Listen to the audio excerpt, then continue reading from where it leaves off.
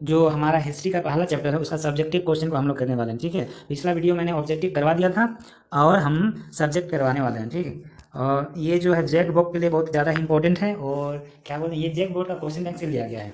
जितना भी क्वेश्चन है जेक बुक का क्वेश्चन बैंक से लिया गया है। ये बिहार, यूपी सबके लिए काम आने वाला है, ठीक। जो पूरा जितना भी क्वेश्चन, जितना भी चैप्टर में इंपॉर्टेंट क्वेश्चन है, तो यहाँ पे पूरा उसका क्या है, सॉल्यूशन मेरे पास है, ठीक। उनको हम लोग पढ़ने वाले हैं, समझने वाले हैं। तो चलिए शुरू करते हैं बिना देरी के।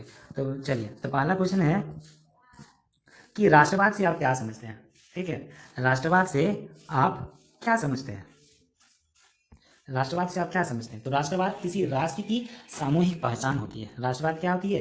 किसी भी राष्ट्र की सामूहिक पहचान होती है, जो लोगों को एक समूह, इतिहास, परंपरा, भाषा, जातीयता और संस्कृति के आधार पर स्वयं को एकीकृत करता है। मतलब इस सब के आधार पर लोगों को क्या बनाता है, एक बनाता है। तो उसको हम लोग राष्ट्रवाद कहते हैं, ठीक है। समझ में आ गया? और एक बार हम बताते हैं राष्ट्रवाद से आप क्या समझते हैं। राष्ट्रवाद किसी राष्ट्र की क्या होती है, सामूहिक पहचान होती है, जो लोगों को एक समूह, ठीक, इतिहास, परंपरा, भाषा और जातीयता की और संस्कृति के आधार पर समूह को एकीकृत करती है, वो हमारा राष्ट्रवाद कहलाता है, ठीक है।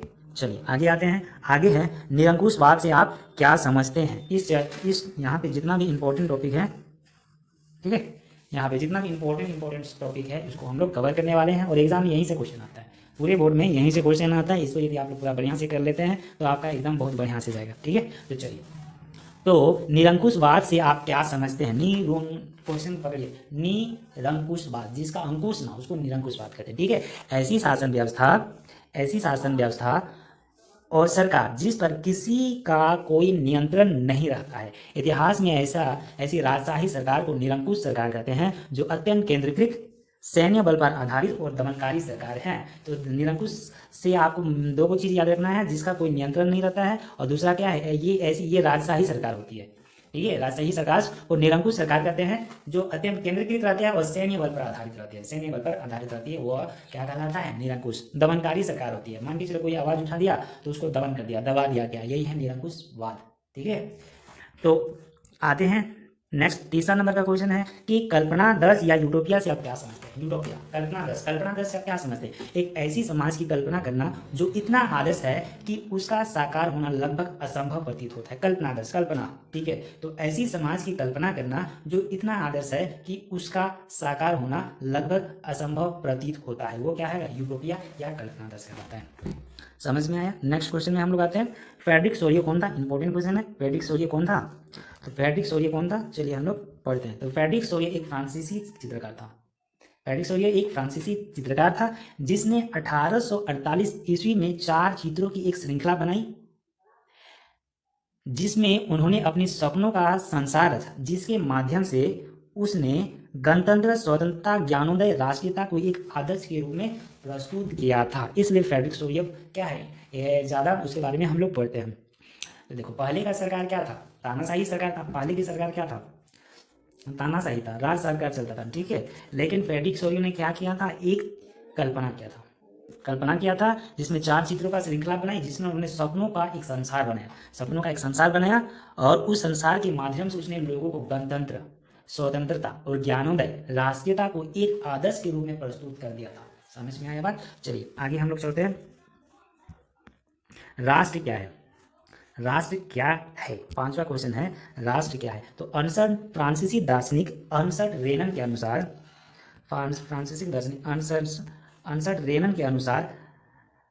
राष्ट्र एक समान नस्ल, धर्म या क्षेत्र से बना हो। एक राष्ट्र लंबे प्रयास और त्याग का चरम बिंदु होता है। राष्ट्र एक बड़ी और व्यापक एकता होता है, और उसका अस्तित्व रोज होने वाला जनमत संग्रह है। राष्ट्र क्या है, तो फ्रांसीसी दार्शनिक था, तो उनका नाम था अर्नस्ट रेनन। तो उनके अनुसार बोला जा रहा था कि राष्ट्र क्या है, जहाँ का समान नस्लें, धर्म या क्षेत्र से बना हो।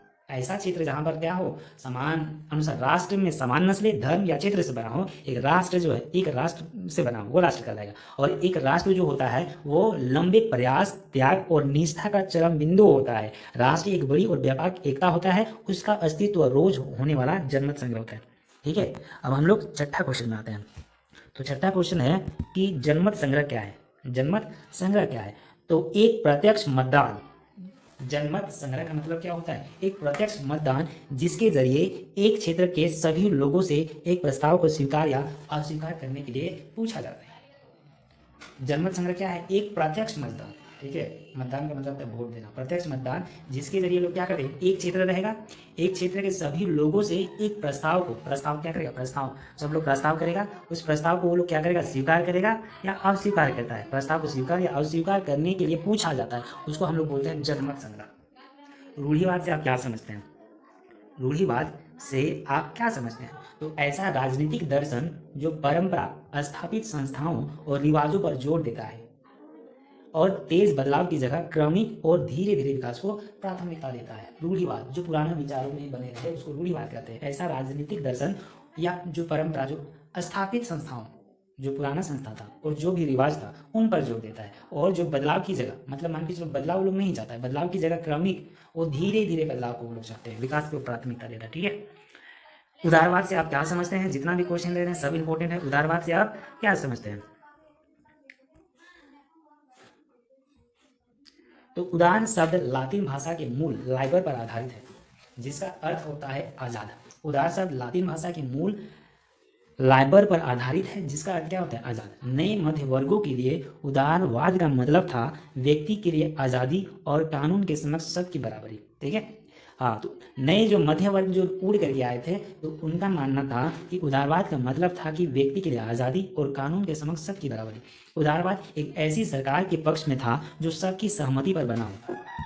उदारवाद निरंकुश शासक और पादरी वर्ग के विशेष अधिकारों को समाप्ति, संविधान तथा संसदीय प्रतिनिधि का सरकार का पक्षधर था। इंपॉर्टेंट क्वेश्चन है तो इसलिए हम इसको दोबारा पढ़ते हैं। तो उदारवाद से आप क्या समझते हैं? तो उदारवाद क्या था? एक शब्द लातिन भाषा का मूल शब्द जिसका नाम था लाइबर पर आधारित था, जिसका क्या अर्थ होता है, आज़ाद। और नए जो मध्य वर्ग लोग था उनका उदारवाद का अपना मतलब था, वो मतलब था कि व्यक्ति के लिए आज़ादी और कानून के समक्ष सबकी बराबरी। उदारवाद का ये मतलब था, ठीक है। और उदारवाद एक ऐसी सरकार के पक्ष में था जो सबकी सहमति पर बना हो। उदारवाद कैसी सरकार चाहता था कि सबकी सहमति पर बना हो। और उदारवाद जो है निरंकुश शासक, जिसका अंकुश हम लोग पढ़ चुके थे, निरंकुशवाद, शासक और पादरी वर्ग के जो विशेष अधिकार था उनको क्या किया जाए, समाप्त किया जाए। संविधान तथा संसदीय प्रतिनिधि पर सरकार का पक्षधर हो, मतलब कुछ नियम बनेगा, संसद चलेगा, उसके आधार पर सरकार का पक्षधर हो, ठीक है। 9वां क्वेश्चन में आते हैं। जितना भी क्वेश्चन है सब इंपॉर्टेंट है। 9वां क्वेश्चन में आते हैं। तो 1815 की वियना की संधि का क्या उद्देश्य था? 1815 की वियना की संधि का क्या उद्देश्य था? तो 1815 की वियना की संधि के निम्नलिखित उद्देश्य थे। वियना की संधि क्या था, जिसमें से क्या था, नेपोलियन हार गया था वहाँ पे, तब वियना की जगह में क्या हो गया, तो जो दो देश लोगों ने नेपोलियन को हराया था, लोगों ने एक सभा बुलाई जिसको हम लोग वियना की संधि करते हैं। तो 1815 में वियना की संधि होती है। तो ये वियना की संधि का क्या उद्देश्य था? तो उन कई सारे बदलाव को खत्म करना जो नेपोलियन के युद्ध के दौरान हुए थे। नेपोलियन ने जो अपना नियम कानून बनाया था ना, नियम कानून बनाया था, तो सारी उसको बदलाव करना चाहते थे। दूसरा है बुर्बो वंश को पुनः सत्ता में बहाल कर देना था। बुर्बो वंश को क्या कर देना था, पूर्व से सत्ता में बहाल कर देना था। नेपोलियन से पहले बुर्बो था ना, वो राजा था, निरंकुशवाद था, उसको फिर से रूढ़िवाद वाला नियम को लोग अपनाया। और तीसरा है फ्रांस की सीमाओं पर कर राज्य कायम करना ताकि भविष्य में फ्रांस विस्तार न कर सके। और देखो नेपोलियन ने क्या किया था, अपना राज्य को विस्तार करते गया था। तो उसने क्या किया कि वो राज्य को क्या कर दिया, सीमाओं पर बांट दिया, फ्रांस की सीमा पर कर राज्य काम करना कर दिया ताकि भविष्य में फ्रांस विस्तार, ठीक है।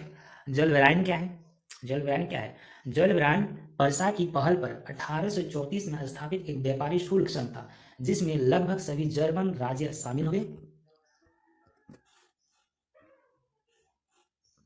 ठीक है। जलवायन का लक्ष्य जर्मन लोगों को आर्थिक रूप में एक राष्ट्रीयता में बांध देना था। इस संघ ने बहुत से शुल्क अवरोधों को समाप्त कर दिया, ठीक है। हाँ, जलवायन क्या है? जोलवेराइन पर्सा की पहल पर 1834 में स्थापित एक व्यापारी शुल्क संघ था जिसमें लगभग सभी जर्मन राज्य शामिल हुए। जलवायन का लक्ष्य जर्मन लोगों को आर्थिक रूप में एक राष्ट्रीयता में बांध देना था। इस संघ ने बहुत से शुल्क अवरोधों को समाप्त कर दिया था। मेजनी कौन था?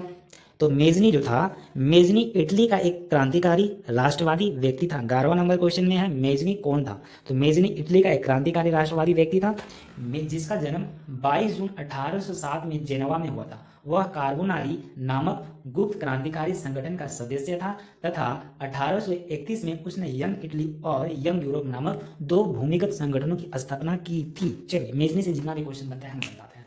तो मेजनी कौन था? इटली का क्रांतिकारी था। ठीक है। हाँ, उसका जन्म कब हुआ? जन्म हुआ 22 जून 1807। कहाँ हुआ? जेनेवा में हुआ था।